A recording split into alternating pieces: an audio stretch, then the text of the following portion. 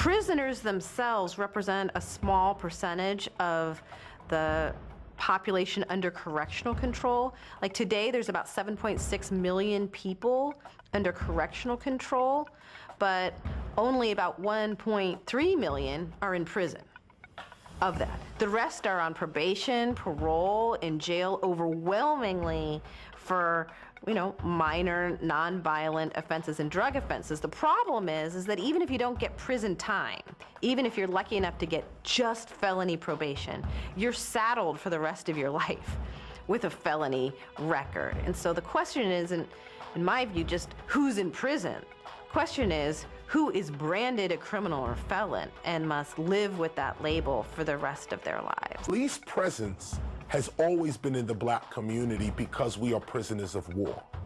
That's number one. The original police were created to catch slaves. They were slave catchers. There was no need to police a white society. There was no need for that in early America. There was no need for that. Police even became wild when police were always about guarding property. That's what the police are about, guarding property. That's it. Their job gets stretched out to a moral responsibility and public safety and that kind of thing later on in their development.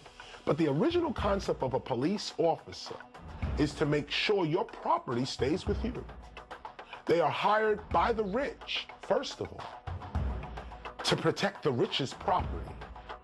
People of all races who are jobless, especially chronically jobless, are more likely to be violent than those who are not. And ghettoized communities are areas of concentrated poverty and joblessness.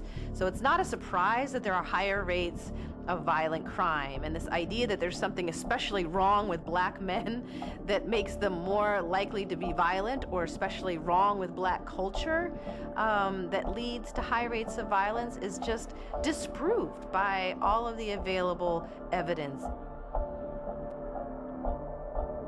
If we were to invest in education and job creation in the communities that need it most and eradicate these high levels of joblessness, we would also see the racial disparity in violent crime disappear.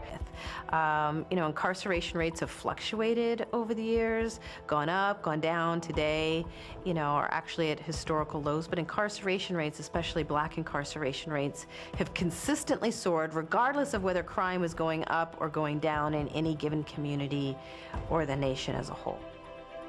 War on drugs, which has been a major engine of mass incarceration, has targeted poor communities of color, especially black and brown men, even though studies have consistently shown now for decades that people of color are no more likely to use or sell illegal drugs than white.